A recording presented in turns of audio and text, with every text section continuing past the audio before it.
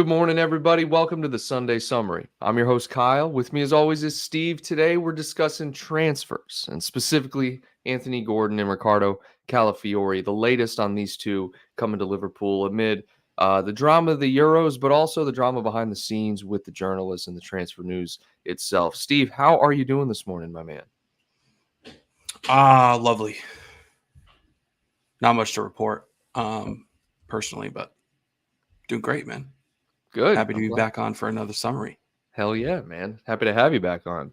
Good morning to Hannah, Stellar, Oyvind, everyone in the chat. Shout out to you guys. Let's just jump right into this, man. Let's just kick it off with Anthony Gordon, man. First, I just want to hear, since we discussed him last, because it was either last week or the week before, we were talking about, Anthony Gordon would be a good signing for the club. Do you think he is an upgrade to Luis Diaz?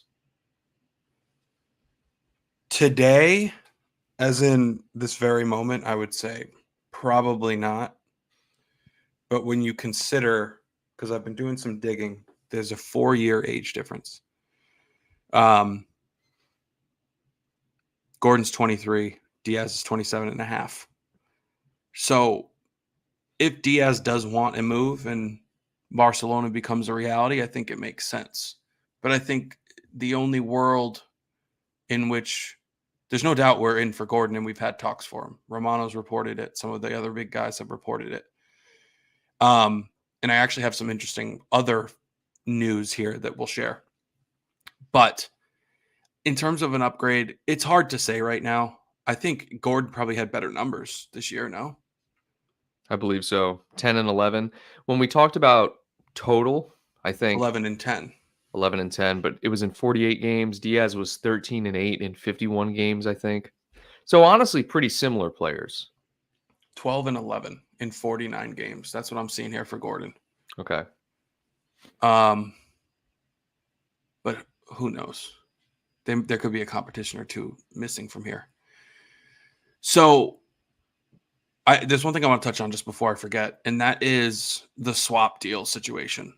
So it was reported that Quansah came up in his swap deal scenario, and we shut it down, rightfully so. He's not going anywhere. He could potentially be the future of this club after Van Dijk kind of moves on or whatever the case may be. He's not getting any younger. Right. But I think what's interesting is you're now hearing rumblings of Kelleher being involved in a swap. And like you said last night, you would love that for him to go to Newcastle, as would I. But what's really interesting is that we have this other – so Adrian is going somewhere else. He went somewhere else. I can't remember where. We have the other keeper, Pitaluga. You familiar with him? Mm-hmm. He was on loan in Ireland. And I heard they canceled that too. Right. Yeah. So their season runs from January to November. So they just recently, I don't know if it was yesterday or what day it was. It was recently, yeah. Like maybe yesterday or today, whatever. Mm-hmm. Very, very recently, they recalled him, which to me means that this Kelleher rumor may be more than just a rumor.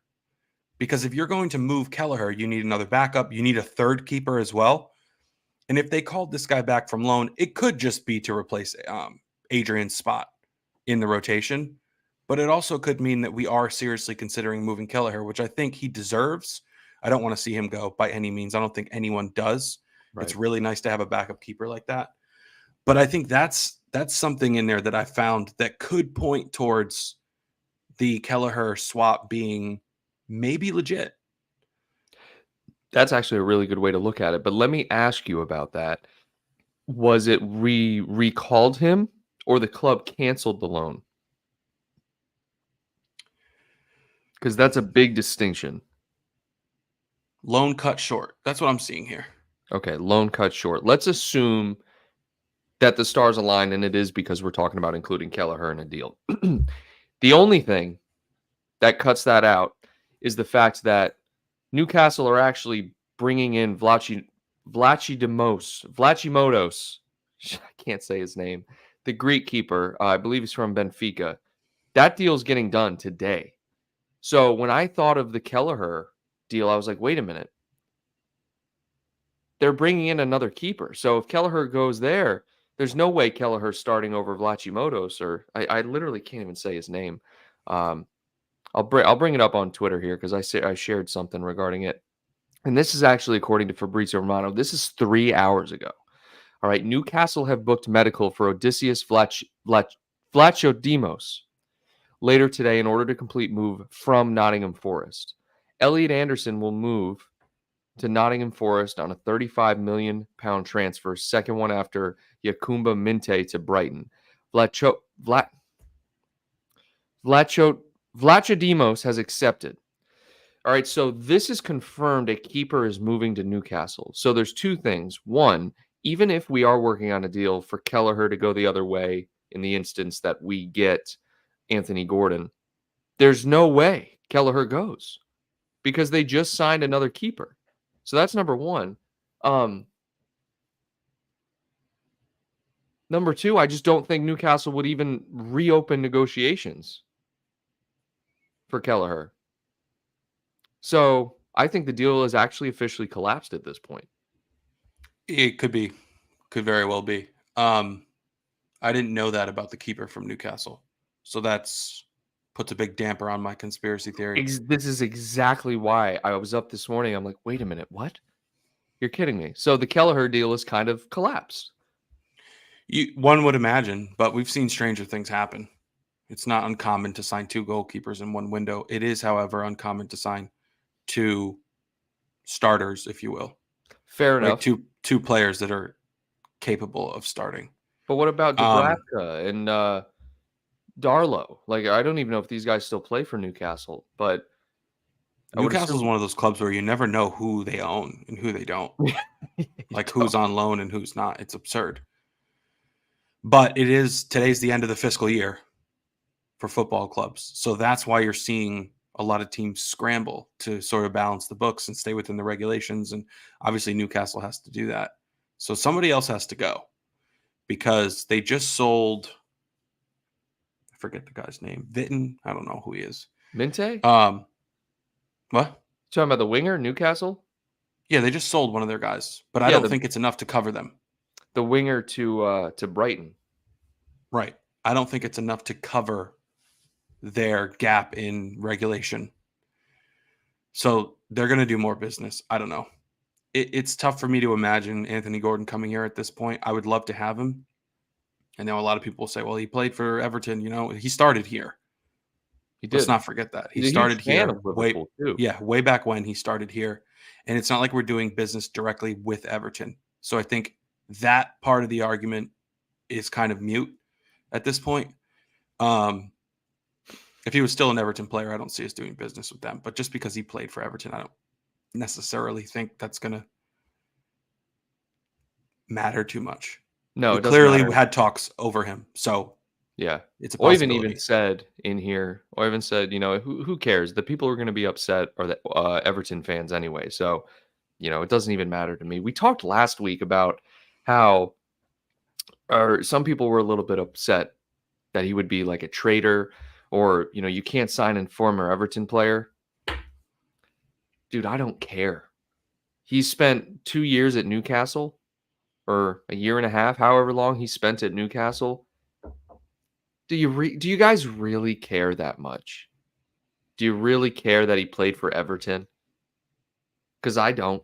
Unless we're directly signing him from Everton, which we've never done. Or at least since I've been a fan, we haven't done. Or United. Or even City for that matter. You know, if one of these clubs want to come in and pay over asking price for a player, sure, let them sign him. But who cares about that stuff? I feel like we don't do business with any of the big six, really. We don't. Oxlade-Chamberlain? Sterling might have been. It was Sterling and Oxlade-Chamberlain were like the last two. Which I feel like when we did the move for Sterling, City was still like they made pre-rivalry. Yeah, pretty much. Yep. Pretty much. And also, I'm pretty sure he pushed his way out. Didn't he? Yeah. Did he have back issues too, like Coutinho? I don't know, but I think he wanted to go. So at the end of the day, when you have a player that's worth that much that wants to go, you got to figure it out. Blaze says Milner. Milner does not count. It was a free transfer. Does not. I think that's And that was also the City days, again, before they Yeah. became a major rival right. and a hugely successful club. The last one that I can remember is Oxlade-Chamberlain coming from Arsenal. I agree. I think, But it's not like we have major beef with Arsenal. But all this to say, we don't do a ton of business with the Big Six. fair enough. Or Liz, good lately, morning. other clubs in the Premier League, for that matter. Think about all the signings. I mean, we do business with Wolves, right? But like a lot of the players that we've gotten recently have come from other countries. You think that's down to the tax? I don't know. McAllister, we got him for a steal, obviously, but Sure. Diaz, Soboslai, Virgil, I'm trying to think midfielder. Konate, Yeah. Endo, Jota. Darwin. Jota was from Wolves. You're right. We do business Jota and with Wolves. McAllister. Jota, McAllister. So it seems as if we're confident doing business with those mid-table sides. If you want to call Brighton a mid-table side, even they are. Let's be real. Brighton and Wolves are mid-table sides. But when you start doing business with those upper clubs, bro, they charge an arm and a leg for you to sign players. Rightly so. I mean, look at Declan Rice from West Ham. Fleeced. Maybe not even I think fleeced. that was a good signing. Yeah, I know. I think he's worth 100 or whatever they spent, 105. He's a staple in your midfield for probably 8 years. Yeah, that's fair enough. Virgil, Southampton. There's another good one. Yeah, okay. Fair enough, guys. Allison, Salah, Bobby, Mane came from the league. Yeah, okay. So now that we're thinking about it, It's probably like 10% of transfers come from the Premier League. If you look at the actual numbers, it's probably like 10%. Because you got to count all the guys. yeah. You got to count Davies, Arthur, everybody. They all have to count. Ramsey. Oh, Calvin. Jesus. What the hell's he doing? Sheesh. Calvin. Boy. Max here. I can't tell if you're being funny or sarcastic or not, but Marmadishvili, future keeper for us, he is really good. You know, get in line, pal. We got like 8 keepers. You know, Pitaluga is next up after Kelleher, I feel like. Max says, I don't think the Gordon story is over. If not this summer, next summer, he will be a Liverpool player someday. I don't even think it's over this summer. There's a long day ahead of us. Something's going to happen today. Maybe not with us, but there's going to be some moves today. Just given the end of the fiscal year, things have to be done. Dude, there's a lot of movement right now. There's a lot of movement. People I forgot about this guy. Who is this guy? Oh, well, they didn't give us his name. Great. There's a lot of movement today. Chelsea just signed Dewsbury Hall, which what are Chelsea doing, bro? What are you doing? Are they trying to fill the homegrown thing? Like, what are they trying to do? Because you're going from signing $100 million players to signing Dewsbury Hall from Leicester. And look, Dewsbury Hall, he's fine. He can play. He's decent. But to me, signing Dewsbury Hall is like the equivalent of us signing John McGinn. You know, it's like I just don't understand Chelsea at all at this point, man. Dewsbury Hall. Unbelievable. How much did they If there was a sign player you could get right now, don't even worry about the links. Who would it be? Dewsbury Hall. Okay, same. Besides him, that's the obvious one. I know your answer, but No, I'm not going to say Valverde. I love him, of course, but for you me, asked I think I would want a player right now like Kimmich. Yeah. And I've said this before in other windows, but he can play midfield. He can play holding midfield. He can play right back. He's got a ton of experience. To be honest with you, bro, I don't know. I couldn't answer that for you right now. I like this Calafiore guy. I've been doing some research on him, watching some videos. I like him in the fact that I want a defender. I kind of want Calafiore. I actually But think Kimmich is going to City, perhaps. stop it. Yeah, because Arsenal, Liverpool, and City were all rumored to be in for him. I don't know how legit these rumors are, but there's a ton of articles about it. Our friends over at Anfield Agenda spoke about it. He's a name that gets lightly bounced around the radar with us over the years. No? Kimmich, yeah. I think he's a good player. I'd love to have him. Stellar says the deal might already be done, but kept until later on. And that surprises me. With all the journalists today and with social media, it is very difficult to keep a deal under wraps for longer than 24 hours. And if you do manage to keep it under for wraps for 24 hours, you're likely going to announce the player anyway. So I don't think so, man. And Alexander DeLoss here says Kimmich's wages, no thanks. What's Kimmich on wage-wise, Steve? That is a great question. Let's see. And Max here says, does that mean 375? Yeah, no thanks. See you later. That's what you get from the PSGs and the Bayerns. Like, but I mean, these that's why leagues that have one team. I mean, we can't say that about Germany anymore. But no, Germany. You know what I mean? They're these powerhouses. I'm telling you right now, dude. Nobody, unless you're on the tail end of your career like Thiago, is coming from Bayern Munich in the prime of their career to Liverpool for a 40% wage cut, maybe 50% wage cut, probably 60 to play. This other article says 288, so who knows? What? But he's up there. He's up there for sure. Wait. No. Go to Transfermarkt. And I'll tell you what they make. We'll go over to the chat while you're looking at that. Good morning to everyone. Tony, what's going on, man? Probably why we're quiet with transfers. Chelsea jump in with a ton of money when we look close to signing.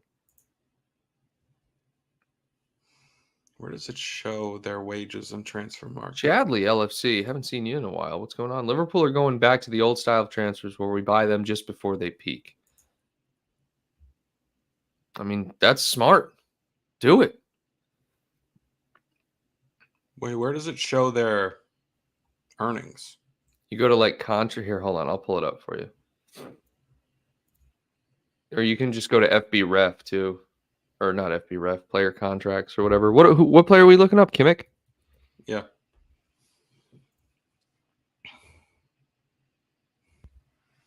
Handsome fella. He'd fit right in. All right. Where are we at? It's funny. Liverpool FC. What's that?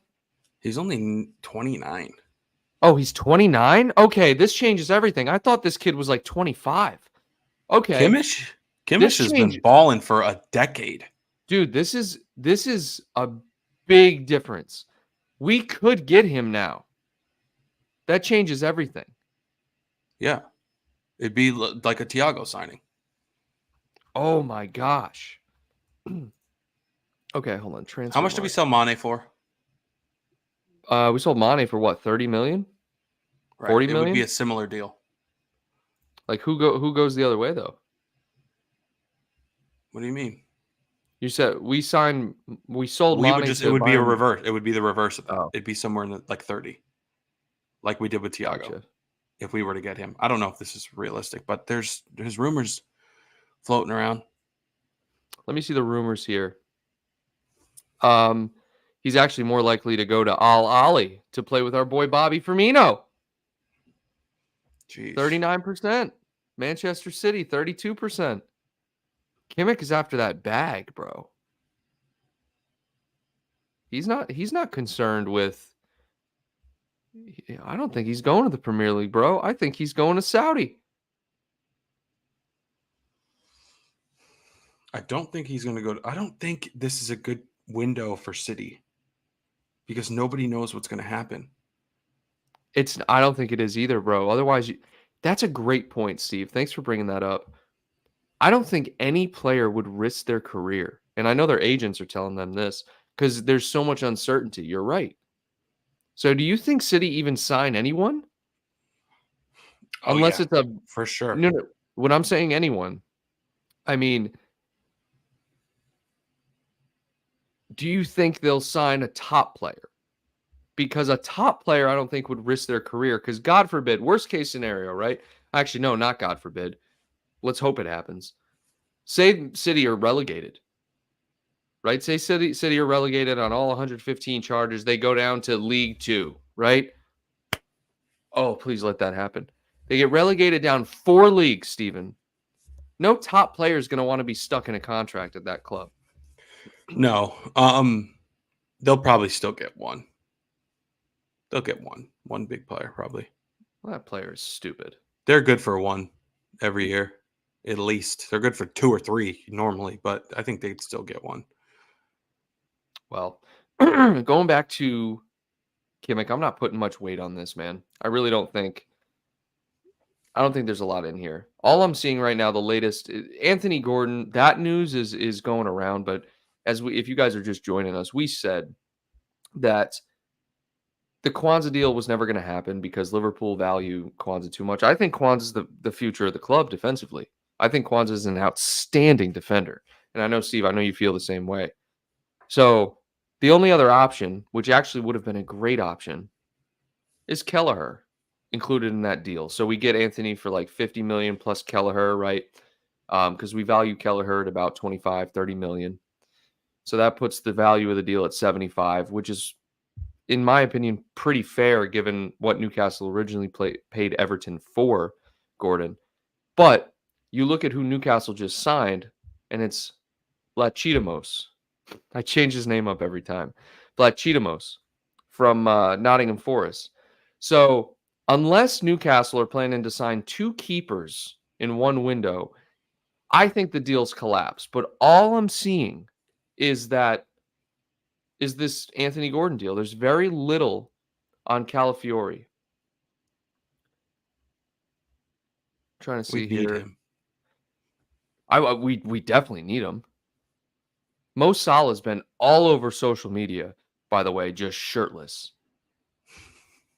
Just straight up, like, that's all he does is post shirtless pics, bro. He's one of those guys. He's nuts. He is an animal. All right, I'm looking. Also, shout out to Cody Gakpo and Darwin Nunez, absolutely tearing it up internationally. And nothing excites me more than seeing Darwin Nunez have success. Honestly, Steven, like, when was the last time you got excited for a player to do well and more hurt when he didn't do well than Darwin Nunez? Is there a player? Keita, maybe? No, definitely not Keita. No, that's probably not a player. I'm so excited when he does well, man.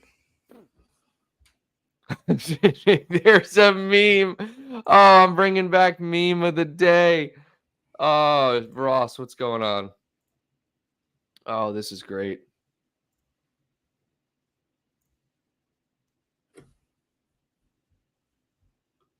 Big fan of this, bro. There's a lot of Michael Edwards memes going around of him just like offering just like ridiculous players in a swap deal for like Anthony Gordon or Calafiori. And to me, it's just funny, man. Vandenberg, come on now. Vandenberg can start for teams. Sure. Not in this league. Not in this league, likely, but this is hilarious. With the fingers just cooking up some sketchy business. Yeah, have you seen this original meme though? The guy? I don't know. Maybe. Bro. I know you have a kid, but you gotta stay locked in. The original meme is pretty funny. Anyways, going back to Calafiori here.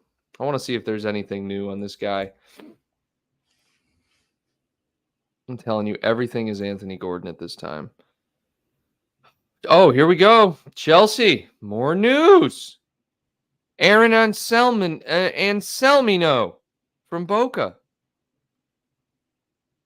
Who the hell are you signing? And Dewsbury Hall? And so this is from David Lynch. Liverpool have turned down the opportunity to sign Anthony Gordon from Newcastle, but I believe that was from yesterday. Oh, hold on. Calafiore, where you at, buddy? Here we go. So the latest from Ryan Taylor's Sport. This is 4 hours ago. So Bologna, tell me I'm saying that right. Bologna will encourage bids of Riccardo Calafiore, with Liverpool one of the sides interested in the defender. The Italian side are likely to demand a fee upwards of $40 million. I don't care. He's worth it for me. Yeah, that's right in our wheelhouse for signing numbers.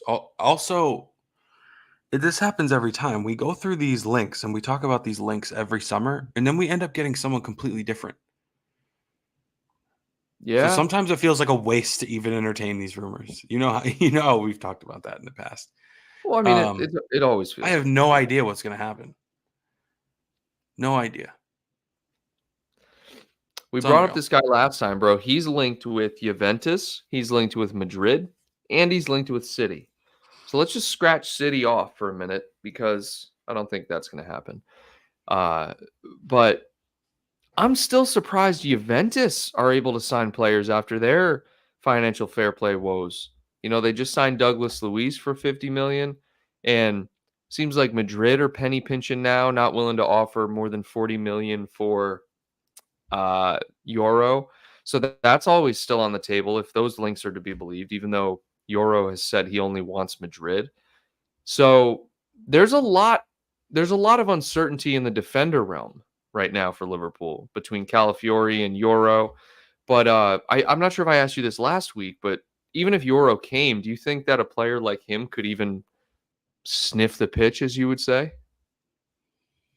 Likely not, but we have to rotate. We're in a lot of competitions. We're going to play a lot of matches as we always do. And where we've fallen short is energy, fatigue, and injuries. We're at the point now where, and I know this kind of goes against our typical transfer strategy, if you will, but it's okay to spend big money on players that aren't going to be everyday players. Sure. We've reached that point where we just have so much quality. You have no choice but to do that. Now, the good news is we don't pay players a ton. So if it's just the fee up front, like $40 million, it's not a lot. It's what we typically spend. We spent that for Ox, Jota, Bobby, Mane, right? All give or take. Salah, all of them. Konate. Like, 40 is not a lot. Especially for a guy that you probably only have to pay like $120K a week to. I still can't believe Luis Diaz is on, what did you say, 55,000? I don't remember, but you said it last week, bro, and I think you're right. I think you said Luis Diaz is on 55,000 pounds a week. Which is wait, Steve, let me throw a name at you just in case you forgot. Romeo Lavia. Yeah. Oh, I can't remember. Let me throw that name at you real quick. Is he alive? I don't think so, no. What's wrong with him? It's a great question. There's a tweet out there. It's a Chelsea fan. It says, this midfield trio of Enzo, Lavia, and Caicedo next season. Rivals should be scared. But yet they're signing Dewsbury Hall and Osman Sola from Boca Juniors. What are you doing, Chelsea?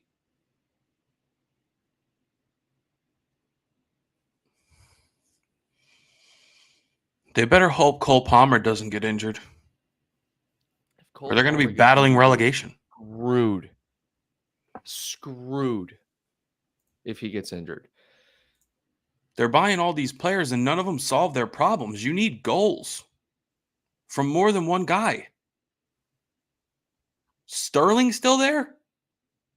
Sterling's still there, bro. Mudryk? Jackson? What are we doing? Or what are they All of them. doing? And Cuckoo, are you going to rely on him? Nkunku, He's played who 3 had- matches in the last 2 years. Blows my mind, dude. Oh, dude, I could talk about- Lukaku, they still own him, don't they? Unless he moved in the last couple weeks. He returned from loan. You going to play Lukaku? The thing is, right, with these players that they have, they overpay for them, and there's no value to resell them. None. So all they're going to do is keep loaning these guys out for 8-9 years, however long these contracts are. 9 They're year just going to loan contract. guys out, or they're going to ride the bench because nobody wants to buy any of them. They're not worth anything. If they were to sell Enzo Fernandez today, they'd have to take a 30 million hit. Same with Caicedo. The only person whose value has increased is likely Cole Palmer. That's it. Cole Palmer's probably worth a lot of money to them right now. They're in shambles. They don't know what they're doing. Why They are have we no talking idea. about them? And look, the thing is they haven't made terrible signings. Like Nkunku is not a bad signing. Cole Palmer's not a bad signing. Enzo Fernandez is not a bad signing. Mudryk, the price is awful. But you're right. Something about it. The value of these players once they go there just plummets. They have no profit right now. They're $1 billion in the hole. Probably. You might be right. So Enzo Fernandez, right? Let's just look at this. And then we have to move on. While you're doing that, I 7 just want to goals. say thank you 7 to goals, everyone 3 here in assists. the chat for being here this morning. And make sure you leave a like on the stream if you're enjoying it. And remember, you guys support the channel behind the scenes. You guys keep the channel going. So we appreciate all your support monetarily and otherwise. Thanks for being here. Hopefully you're enjoying the stream. Let us know what you think throughout. We got everyone leaving comments. Ross thinks Chelsea is a terrible club. And I agree. Bad, to be fair. Okay. Just to actually touch on that, Ross. So Enzo Fernandez market value via Transfermarkt. Now, again, these aren't concrete numbers. These are educated assumptions based on how the market is, how good the player is, their form, how much they were purchased for. There's a lot of factors that go into this. Sure. Was 55 million when Chelsea bought him. 55 million. But they paid 100. They paid 121 for him. What? Okay. His market value now is 75 million. So so it went up. even if somebody paid over market value, let's just say somebody paid 90 million for him right now, which Sure. I think is outrageous. They'd be taking a 31 million hit. They'd be negative 31 million, not to mention what they pay him. So these are just bad investments. Terrible. Not just that the players haven't turned up, right? There's been manager turnover. A lot of that team sucks or is hurt, but they're also not worth anything. Every time they buy somebody, this is what they're doing, Kyle. Digging themselves a deeper hole. That's it. You know what they're doing? They're not even rowing in circles, bro. They're doing crew rowing. They're rowing backwards, fam. Yes. I think it's the other way. I think it's No, this is how pushing. No, you don't push. You push it out and then because they're pull against facing the water. opposite way. Yes, because they're rowing backwards. Come on, Steve. Where Is you that what at, they're doing? man? Rowing backwards? They're rowing backwards, bro. Chelsea right now are rowing backwards. No, You seen Chelsea's boat, instead of being on the water like this, is pointed at the sea floor, and they are rowing towards the bottom of the ocean. straight up Titanic. Chelsea, just straight to the ocean floor, bro. You seen the scene in Titanic where she throws the necklace overboard? That's Chelsea's club, just sinking to the bottom of the ocean. Yeah, and you got Cole Palmer holding on to the raft. He's trying to keep the head above water. He's got. He the probably whole wants to team. get out of there. He's- Honestly, Liz, happy 4th all. Hope you all have a good have a great barbecue and great friends to celebrate with. Thank you, Liz. Always supporting the channel. Thank you for the super chat. Yeah, happy 4th. Free kick to Brentford.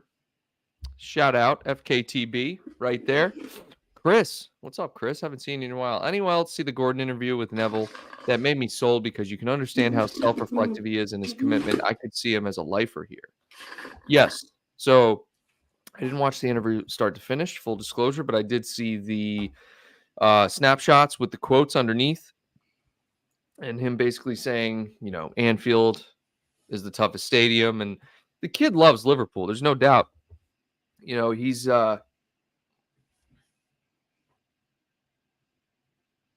I think he's built for the club. It's just a matter of getting a deal done. And can you see Michael Edwards paying $75 million for Anthony Gordon for a position that we already have a lot of cover in? Diogo Jota, Luis Diaz, Gakpo, Darwin can even play there. There's a lot of cover over there. And unless we sell Luis Diaz, and Steve, you mentioned this earlier, we may already have a deal in the works or a confident feeling behind the scenes that we can get Luis Diaz sold.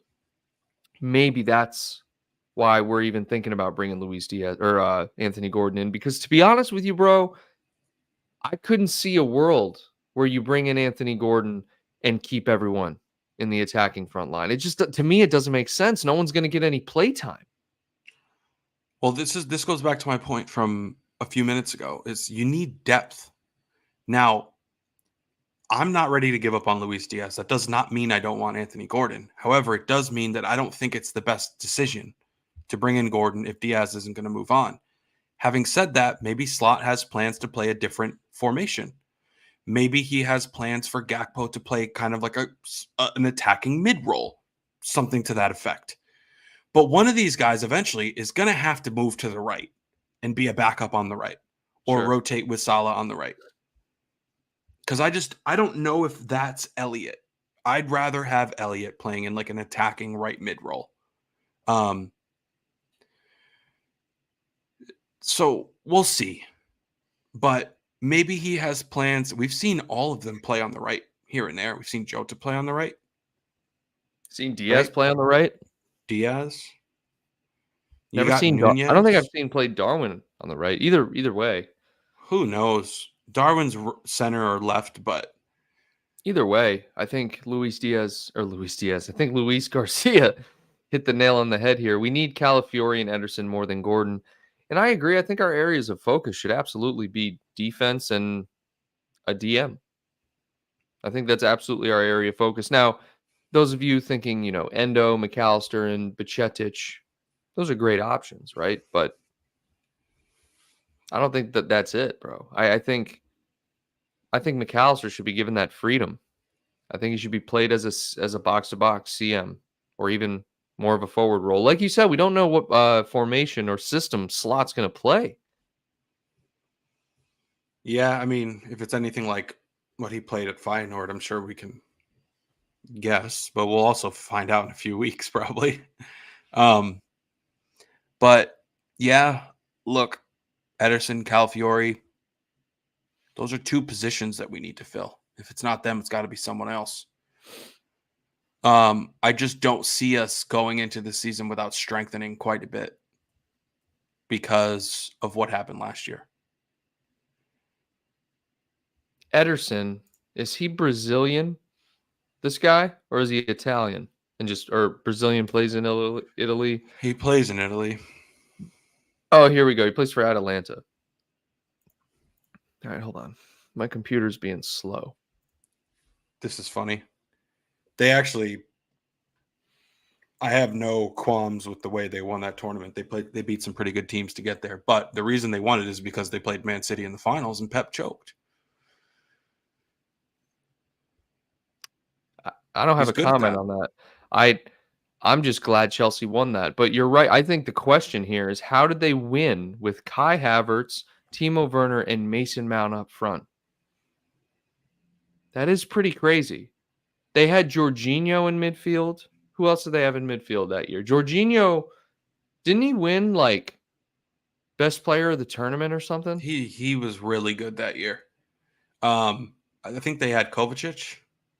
Oh my God, yeah, Kovacic. Um, Yeah, pretty solid they got lineup. some dude. They got some players. I think that was the year Mendy was playing really, really well in goal. I don't think Kepa was in goal that year, was he? But either way, Tuchel, he's got experience. He's a great manager. Yeah. So there's a lot of factors that go into that. But they played City in the final, and Pep just wasn't ready for that. Yeah, Liz, thank you for the gifted membership. Also, Bonkers LFC. This is really funny. No more mention of Andre anymore. Yeah, what happened with Andre, bro? Is he even still a professional player? I don't know. Chelsea might sign him. You know who else you don't hear about? You remember when? Oh, Conte. Huh. Who? Yeah. Who had Conte? Oh, they had Chelsea. Conte. That's right. Bro, Conte forgot is about still playing. Dude. I couldn't believe that when I saw him starting. I mean, he's a great player. Player of the match, the first 2 matches. He's playing out of his mind. Yeah. And did they have Rudiger? That's right. I think they did have Rudiger. Rudiger. I don't remember who started that match. I really don't. He's a hell of a player, bro. Rudiger. Aspilicueta, Chilwell. Who knows who was out there? No, I think that's Christensen. right. Oh my God. Oh my God, you're bringing me back, bro. They had Rudiger, Christensen, Aspilicueta, and Chilwell probably start that. No, Hakeem Ziyech, Pulisic. Oh my I don't know who God, started, they had but they had all Ziyech these. and Pulisic. Lukaku, maybe. Oh, I don't know, but they had a lot of players. Mason, I can't. That when you look at that team on paper, you're actually kind of like, damn, they're kind of good. What happened? They collapsed. Lampard. Frank. Next question, please. No, what happened was they had a financial situation. Well, they got rid of Tuchel, which was the biggest mistake that club ever made, and brought in Lampard, and he had to play all the young guys because they couldn't spend. Yep. Good point. And then everything just crumbled. Well, you had Mason Mount playing.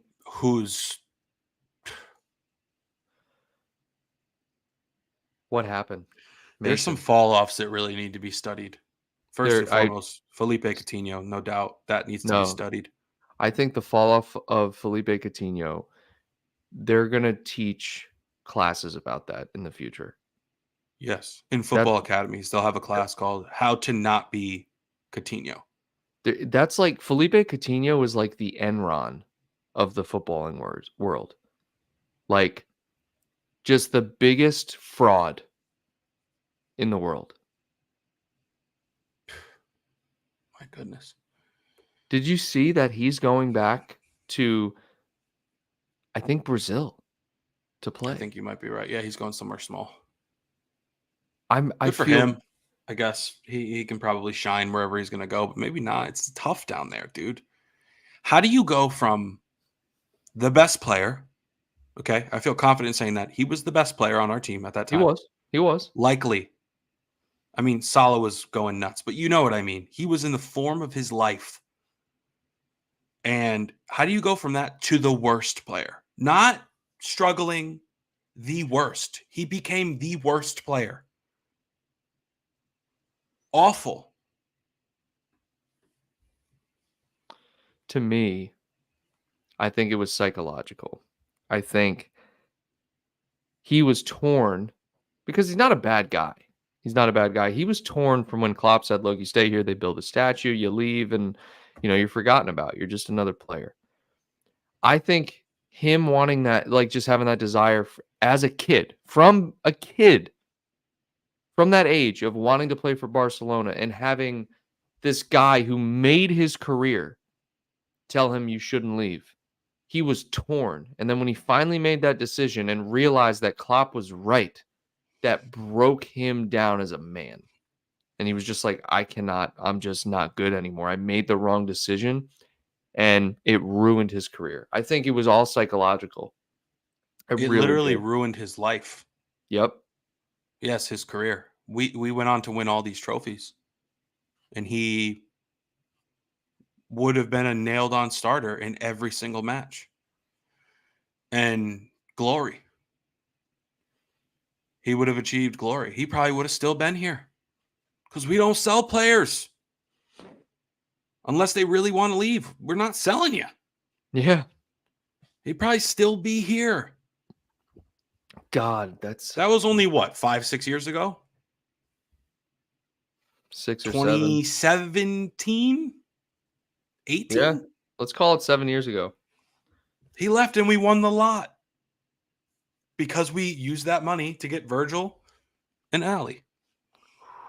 Allison, bro, can we talk?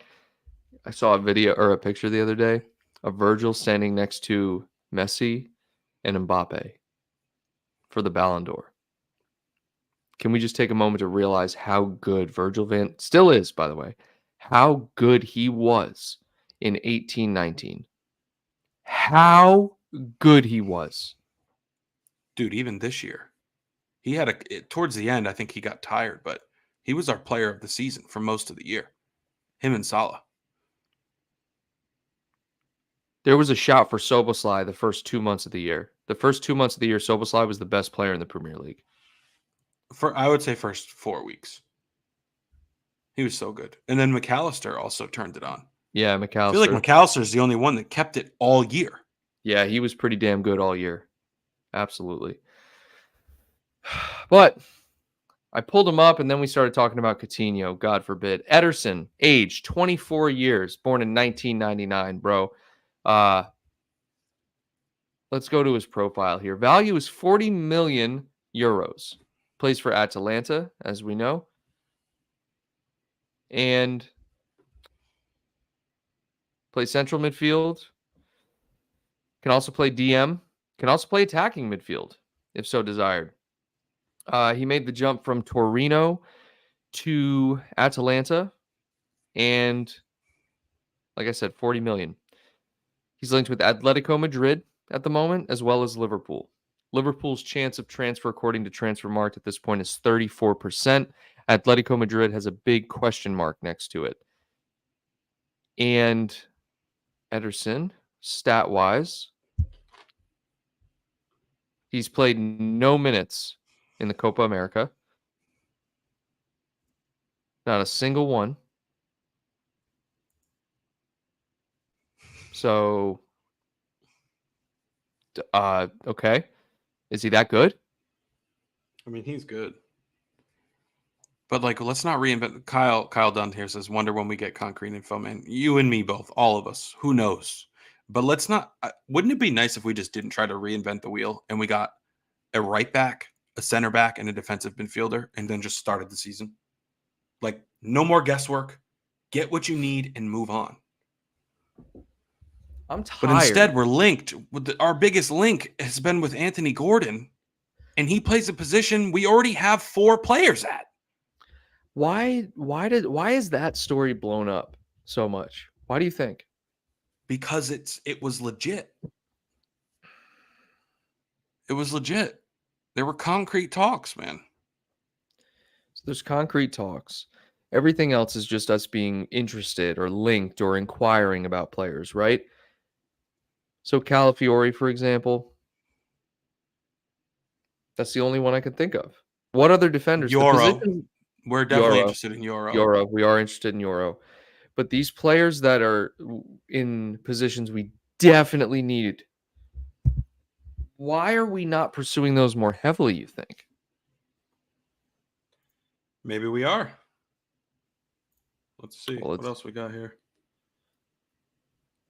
Calafiori is the only other concrete one that I'm seeing. Nico Williams. Oh, yeah, but he came out and said, my home is Athletic Club. He said it the other day. Those rumors have died ever since then. And isn't that funny? Somerville. No, stop. I'm just listing off some other people. Yeah, no, we talked about all these players last week, guys. So if you haven't checked out last week, go ahead and look at that. But everything is about Anthony Gordon right now. Everything. No chance this is real. No chance this is real. I just saw a tweet, bro. It says Aston Villa are close to completing the signing of Everton center back James Tarkowski for 82 million. They're also close to completing the signing of Tyrone Mings for 82 million. Both players will be loaned back to their respective clubs. I think that's a joke. It's 82. Yeah, that has to be a joke. Those two wouldn't even be 82 combined. Spare me. Unfortunately, we just have to wait. And it's tough with all these international competitions going on. You know? Interesting. Tony says at the end of the day, we don't know what Liverpool are doing behind the scenes. Everything else is just speculation and paper talk. Right, Tony? I mentioned that earlier in the show. All these links are cool, but we're just going to end up with somebody else out of the blue. That's how it works. Let me read you guys something here as we kind of wrap up the show, because I want you guys to listen to this for a second. Okay. So I'm going to give you some context. This is essentially just a, hey, take a look at this and make of it what you may about financial fair play. So Chelsea sells Maatsen to Villa, right? Chelsea buys Kellyman off Villa for £20 million, despite his valuation being £1 million and having played less than 150 minutes of professional football. Okay, keep that in mind. Villa signs Lewis Dobbin from Everton for $10 million, though his valuation is $2 million. Everton buys Tim Erigbunam from Villa for $9 million, despite his valuation being $4 million. Newcastle are attempting similar deals with Everton for Dominic Calvert-Lewin and Yakumba Minte, which we know Minte was just sold for what, 40 million, 30 million, something like that to Brighton. So there you go. Chelsea, Villa, Everton, and Newcastle need to sell players to stay within the financial regulations by June 30th, okay? Academy players are being sold for inflated fees, all right? For context, highly rated Man United Academy prospects, these are just examples, like Zidane Iqbal, Teden Mengi, and Hansen have been sold for less than £1 million each. Okay, that goes to show that the fees that Everton and Villa are getting, 20 million, 10 million, 9 million respectively, are not normal. The summation of this little article here, the same clubs are finding loopholes around financial fair play regulations again. Chelsea spends heavily, but can offset this by selling assets, offering long contracts, and selling youth players for massive profits. It needs sorting. What are your thoughts? I'm not surprised. They're trying to find loopholes. It is. I don't know. I don't know if there'll be reform. I also don't care. We need 3 players. We need a right back, a center back, and a midfielder, I believe. Let's back up. I know you care. Don't be all casual like you don't care. I don't care about Newcastle, Villa, or Chelsea. They're not a threat. I'm not talking about them. I'm talking about financial fair play. I know you care about that because I only care about Chelsea and City's financial fair play. That's it. And until I see City come crashing down, I'm not going to invest any thought into it because that's gone on long enough. We're still waiting, Kyle. Still waiting.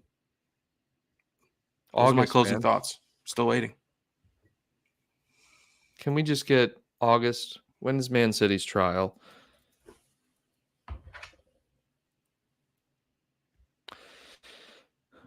There have been reports. Okay.